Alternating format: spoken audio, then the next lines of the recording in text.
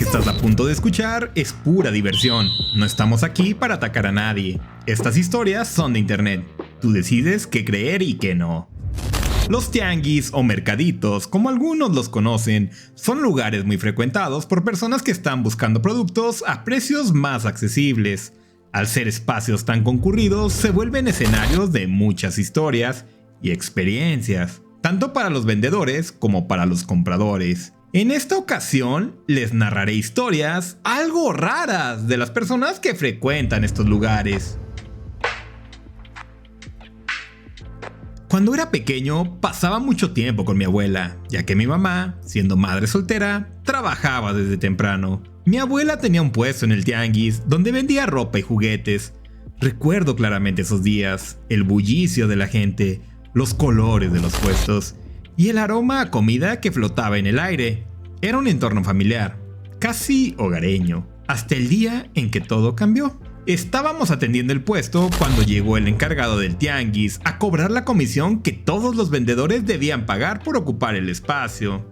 Sí, banda, yo también llegué a vender cosas en un tianguis y iba un güey y me cobraba 20 pesos, que porque según él era dueño de la calle. Continuamos con la historia, lo recuerdo bien, porque esa vez venía acompañado de su hijo, un chico de mi edad que siempre me hacía bromas. Todo parecía normal.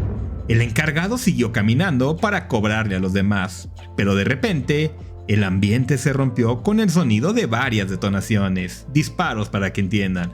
Mi abuela, sin dudarlo, me tomó entre sus brazos y me cubrió, pero en ese instante pude ver, entre el caos, como un río de sangre comenzaba a correr por la calle. La escena se grabó en mi memoria. La gente corriendo, los gritos y esa sensación de impotencia que me invadía mientras veía cómo la sangre llegaba hasta nuestro puesto. Más tarde, nos enteramos que el encargado había sido víctima de un ataque mortal. Unos hombres armados habían discutido con él más temprano y, al no llegar a un acuerdo, decidieron echárselo al plato.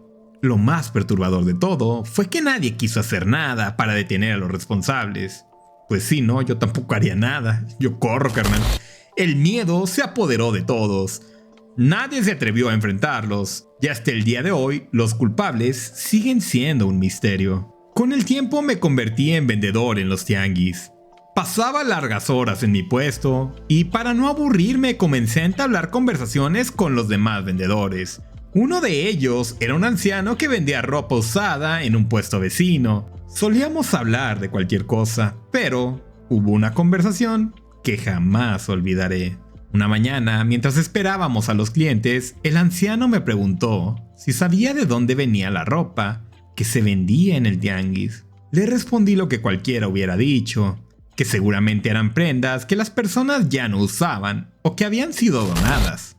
Él soltó una risa suave, pero en sus ojos había algo más, una especie de tristeza o resignación. Entonces me dijo: algunas de las prendas provienen de personas que han muerto. La simple idea me heló la sangre. Pero antes de que pudiera decir algo, él continuó: conozco a gente que se dedica a recoger la ropa de los difuntos. No saben qué hacer con ella, así que me la traen y yo la vendo aquí.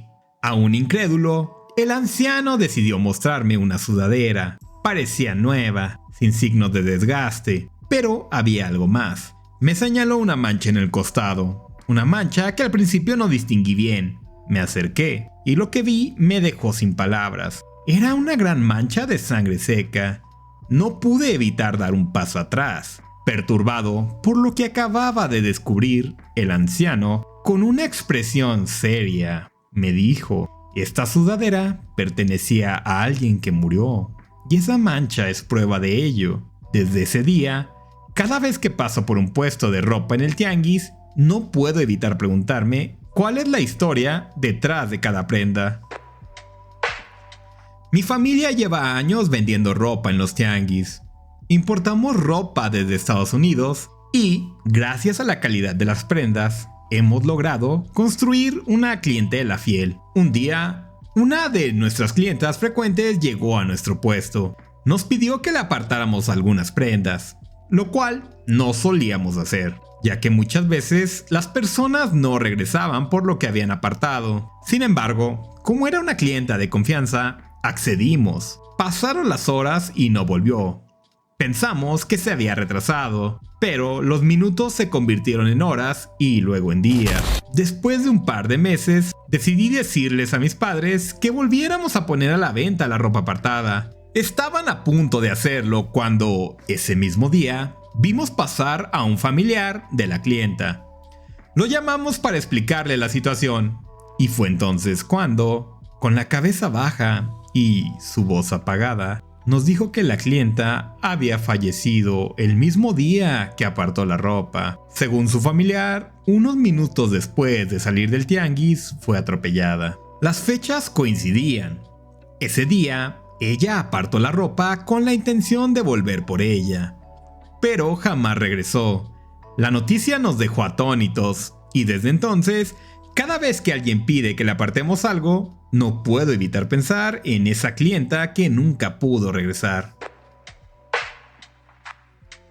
Era un miércoles cualquiera, una tarde de esas en las que el sol apenas empieza a bajar, y yo, como cada 2 semanas, había decidido colocar mi puesto en uno de esos tianguis que se arman a las orillas del municipio. Vendía cosas simples, mascarillas faciales, maquillaje que ya no usaba, algunas prendas de ropa que quería sacar de mi closet.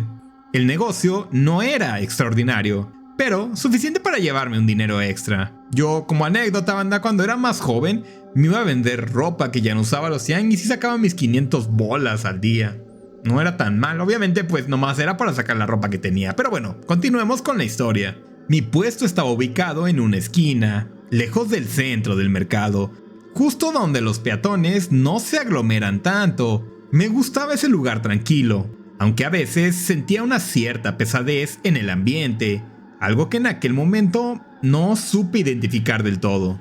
Mientras observaba a la gente deambular de puesto en puesto, noté algo que me hizo detener la vista. A unos metros de donde yo estaba, bajo una lona polvorienta, un hombre estaba de pie, casi inmóvil. Me llamó la atención porque vestía una camiseta amarilla que estaba grotescamente manchada con lo que parecía ser chamoy. Ya saben, esa salsa roja y espesa que solemos ponerle a la fruta. La cantidad de mancha era tal que parecía casi imposible que alguien pudiera ser tan descuidado. Me quedé observando unos segundos, intrigada, hasta que, de pronto, el hombre giró la cabeza en mi dirección. Lo que vi a continuación me dejó paralizada. Su rostro estaba completamente desfigurado, como si hubiera sido partido a la mitad. La piel se veía roja, desgarrada, casi irreconocible. Un escalofrío recorrió mi espalda y quise gritar, pero el pánico fue tan intenso que el grito no salía de mi garganta. Me quedé allí, congelada, incapaz de apartar la mirada de esa figura aterradora. Justo en ese momento, una anciana que vendía al lado de mi puesto y que siempre había sido muy amable conmigo, me tomó del brazo. «No te asustes, mija», me dijo con una voz tranquila pero firme. Yo también lo vi. Me quedé mirándola, intentando procesar lo que acababa de decir. Ella también lo había visto. No estaba loca. Sin embargo, su mirada reflejaba una mezcla de resignación y miedo, como si lo que había visto fuera algo común para ella. La anciana se levantó despacio, sacó una bolsita de hierbas de su mesa y, con movimientos rápidos, me entregó una pequeña piedra.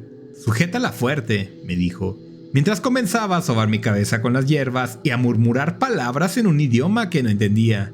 No me atreví a mirar de nuevo al hombre, pero sabía que seguía allí, observándome desde la distancia. Mientras me pasaba las hierbas, la anciana comenzó a contarme que ese tipo de apariciones no eran raras en los tianguis, en especial en aquellos puestos donde se vende ropa de paca, esa ropa barata que llega en grandes lotes desde Estados Unidos. Me explicó que muchas de esas prendas provenían de casas donde habían ocurrido tragedias, muertes, accidentes, etc. Los restos de esas tragedias quedaban impregnados en las cosas que una vez pertenecieron a los difuntos, y a veces esas almas quedaban ligadas a sus antiguos objetos. «Por eso ves esas cosas», me dijo. Son los antiguos dueños de la ropa, atrapados entre este mundo y el otro, sin saber que ya no les pertenecen, y te seguirán observando hasta que te des cuenta de lo que ves no es de este mundo. Sus palabras me helaron el corazón. ¿Cuántas veces habría estado vendiendo sin saber que al otro lado de las prendas